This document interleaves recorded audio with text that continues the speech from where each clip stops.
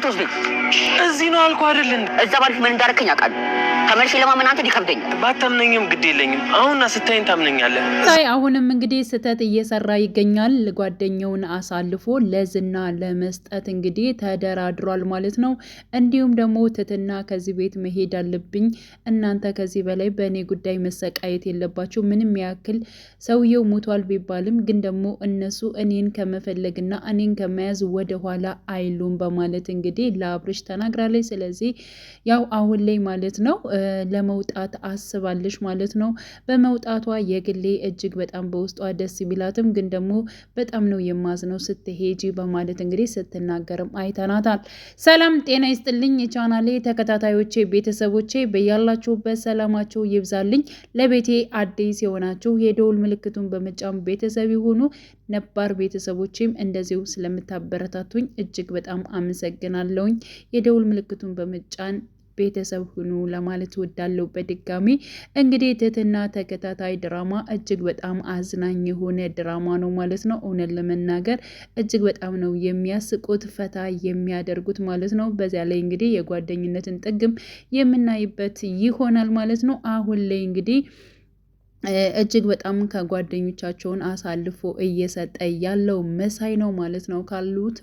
ካሉት በሙሉ መሳይ ግን ለገንዘብና ለብር በማለት ጓደኞቹን አሳልፎ እየሰጠ እናየዋለን ማለት ነው። እና ከዚህ በፊት እንግዲህ ትህትናን ሲፈልጓት የነበሩት አሁንም እየፈለጓት ይገኛሉ።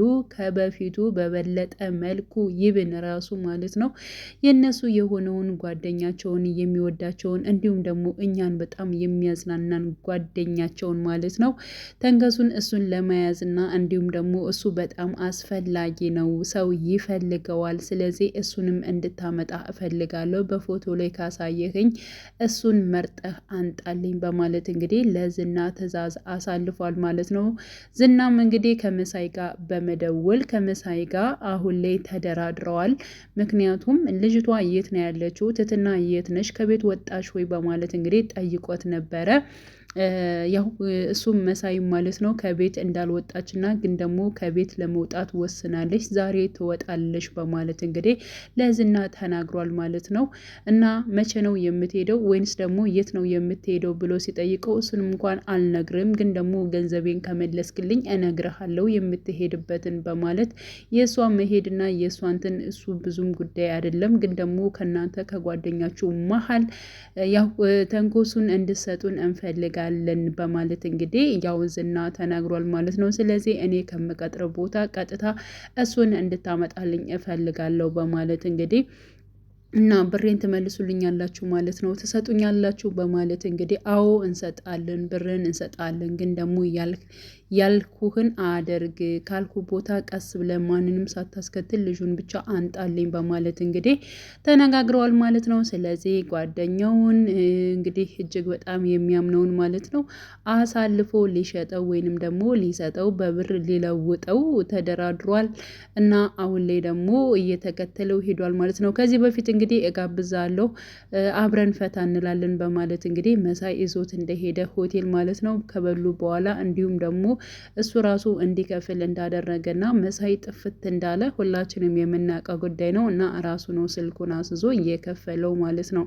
እና አሁን ላይ ደግሞ ያው አብርሽ ማለት ነው ባለው ሁኔታ እጅግ በጣም ግራ እየተጋባ ይገኛል። እንዲሁም ደግሞ ከዚህ በፊት ሲከታተላቸው የነበረው ወይንም ደግሞ የእነሱን ማንነት ለማወቅ እያለ ጓደኛቸው እንዲሁም ከቤቱ ሲያስፈራራቸው የነበረው ማለት ነው እሱ መሆኑን ካወቁ ሰዓት እጅግ በጣም ነበረ እንትን ያሉ። ምክንያቱም ማን ጥሩ ማን ደህና እንደሆነ እንዲሁም ደግሞ ማን ለብር አሳልፎ እንደሰጠን ያየሁበት ፓርት ነው በማለት እንግዲህ ሲናገር ሰምተነዋል ማለት ነው። ስለዚህ ትህትናም ማለት ነው አሁን ላይ በእናንተ ስቃይ መሆን አልፈልግም፣ እስካሁን በእኔ ምክንያት እናንተ ተሰቃይታችኋል፣ ብዙ ነገር ደርሶባችኋል፣ ከዚህ በኋላ ግን እንዲደርስባችሁ አልፈልግም። ስለዚህ እኔ ማንም በማያውቀው ከተማ መሄድ እፈልጋለሁ። ከመሄዴ በፊት ግን መድብልን ማግኘት እፈልጋለሁ። መድብል ለእኔ በጣም ብዙ ነገር አድርጎልኛል፣ ህይወቴን በሙሉ ታድጎልኛል፣ እነሱ ሊገሉኝ ሲሉ ታድጎኛል በማለት እንግዲህ ስትናገር ነበረ። አብርሃም እሺ ችግር የለውም ታገኘዋለሽ፣ ስልኩን ትሰጭኝና እደውልለታለሁ፣ ከመሄድ ከመሄድሽ በፊት ታገኘውና ታመሰግኘዋለሽ በማለት እንግዲህ ሲመልስ ነበር። በነገራችን ላይ ትህትና ማለት ነው። እንዲሁም ከአብርሃም ከፊት ለፊቱ ከግንባሩ ላይ ያለችው ማለት ነው እንዴት ነው የት ነው ምናምን እያለች በጣም ጥያቄ እያበዛችበት ነበረ። ምክንያቱም የሆነ ያየችበት ቦታ አለ ወይንም ደግሞ የጠፋ የጎረቤት ልጅ ሊሆን ይችላል።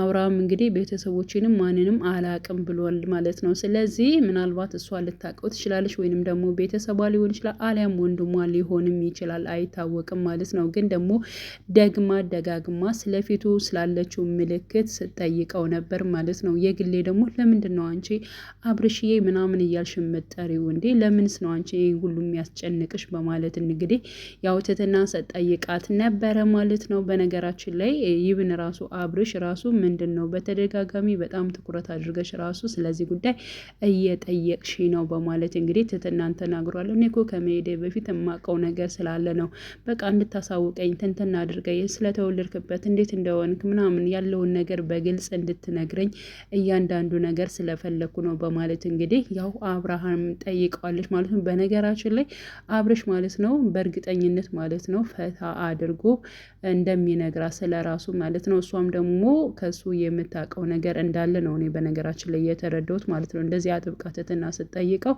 ምናልባት የተረዳችው ወይንም ደግሞ የምታውቀው ነገር ስለ አብርሽ የምታውቀው ነገር ይኖራል ብዬ ነው የማስበው ማለት ነው። እና መሳይ እንግዲህ የራሱን ጓደኛ ያው 6 ቤተሰቦችን በአንድ አመት ውስጥ አጣው ያለው ማለት ነው።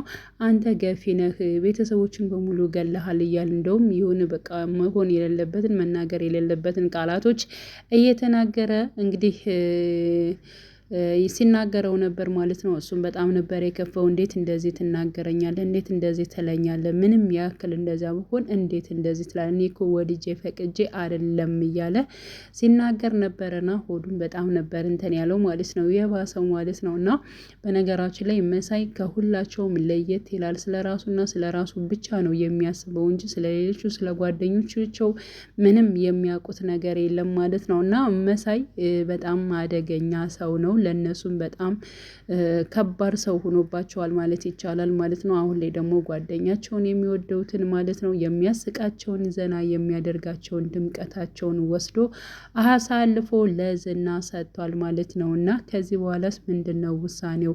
እሱንስ አሳልፎ ሰጥቶ የት ሄደ ብሎ እነሱን ሊያሳምናቸው ይችላል?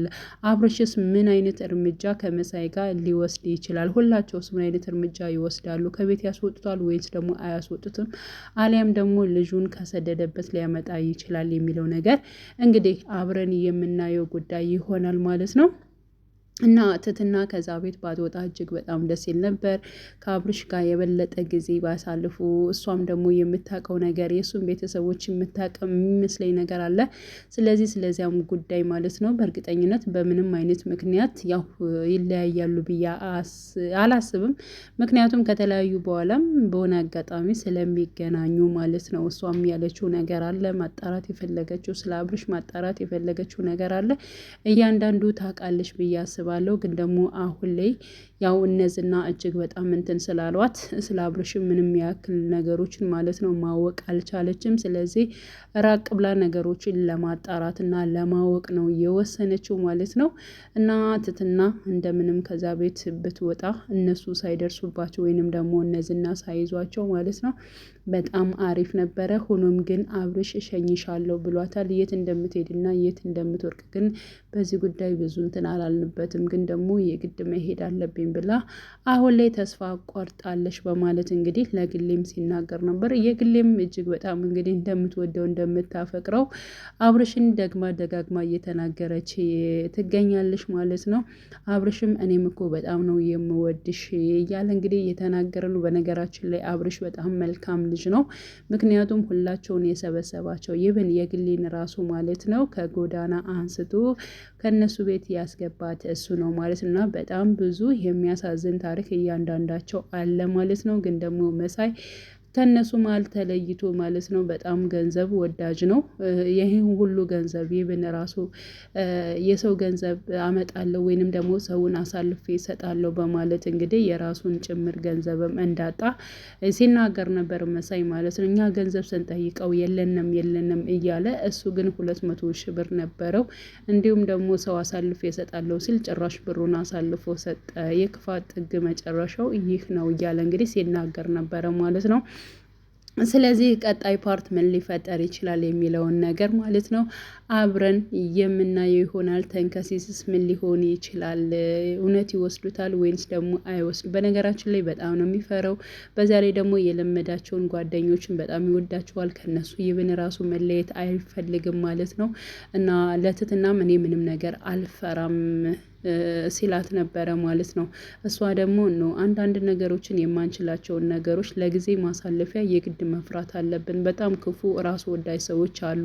ከነዚያ ራሳችን መፍራት አለብን። ከዚያ ስንችልና በቃ ከነሱ በልጠን ስንገኝ ወይንም ደግሞ መከላከል ስንችል ያን ጊዜ አለመፍራት ይቻላል እንጂ አንዳንዴ መፍራት ማለት ህይወትን ማስቀጠል ማለት ነው። ለራሳችን እድል እንደመስጠት ነው በማለት እንግዲህ ያው ስመክረው ነበረ። እሱም በቃ ከዚህ በኋላ አንቺ እንዳልሽኝ አደርጋለሁ በማለት እንግዲህ ያው ተናግሯል ማለት ነው። ያ ማለት እንግዲህ ወደ ድንዝናም ሲሄድ አሊያም ደግሞ አሁን በወሰደበት ሰዓት ላይ በእርግጠኝነት ፈርቶ እንደሚሮጥ ተስፋ እናደርጋለን ማለት ነው። እና ቀጣይ ፓርቱን ሁላችንም በጉጉት እንጠብቃለን። በያላችሁበት ሰላማችሁ ይብዛልኝ። ሰብስክራይብ አድርጉኝ ለማለት እወዳለሁ። መልካም ጊዜ ተመኘውላችሁ።